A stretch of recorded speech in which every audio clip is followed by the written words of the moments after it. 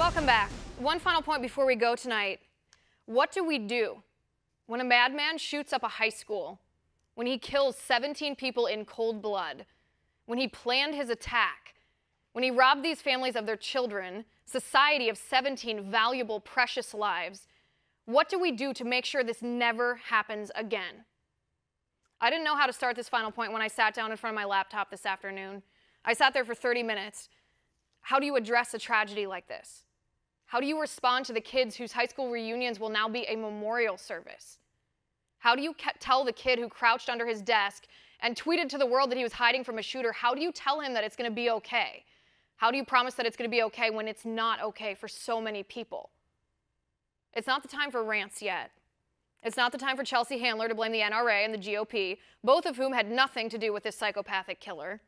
It's not the time for virtue-signaling ignoramuses to condemn prayer, when prayer is what we can offer to comfort our fellow Americans in their grief.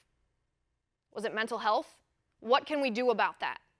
Did somebody neglect their job? What can we do to fix that?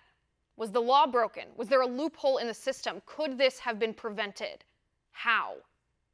How do we keep our children safe? How do we protect 14, 15, 16, 17, 18-year-old kids at school? How do we protect the teachers, the coaches who gave their lives standing between the students and the shooter? How? Would gun control really stop mass murderers? Would more laws prevent a lawbreaker from breaking the law? Would taking rifles away from law-abiding citizens prevent criminals from killing?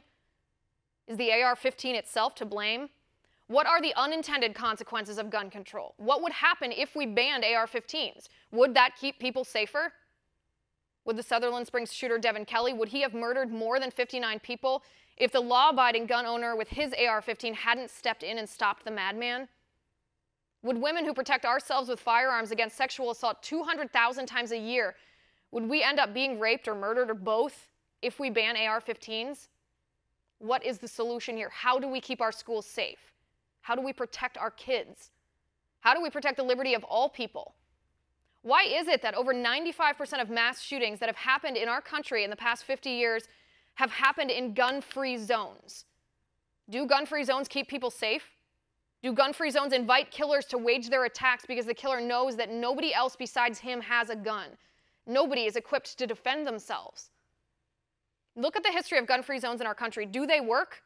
Do they achieve the purpose Democrats promised when gun-free zones were enacted? Or have they become the obvious haven for psychopaths who desire to kill as many people as they can? Is it fair to keep our kids, to keep gun-free zones in schools? Would it make our kids safer if teachers conceal-carried firearms? Would it make our kids safer if there were armed security guards in school, and not just one for the entire school of over 3,000 students? Why aren't we asking these questions? Why aren't we answering these questions honestly, without preconceived talking points, without political bias, without an agenda? Why is everything immediately political? Are we resorting to knee-jerk reactions just to make ourselves feel better? Don't we owe these kids, and the kids at Sandy Hook, and the kids at Columbine, don't we owe them an honest analysis into what makes schools soft targets and how we can make them safer? And if we want to keep our kids safe at school and not just pacify our own grief, not just mollify our own heartbreak, not just dispel our own helplessness, don't we have a responsibility to restrain ourselves from enacting laws that restrict the liberty of law-abiding citizens, set aside our partisan differences, and examine what laws, what policies would or would not make schools safer, and then, only then, enact those changes?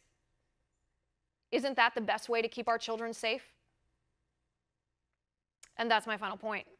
You can reach me on Twitter at Liz_Wheeler. If you liked the show, please send me an email at oann.com/contact.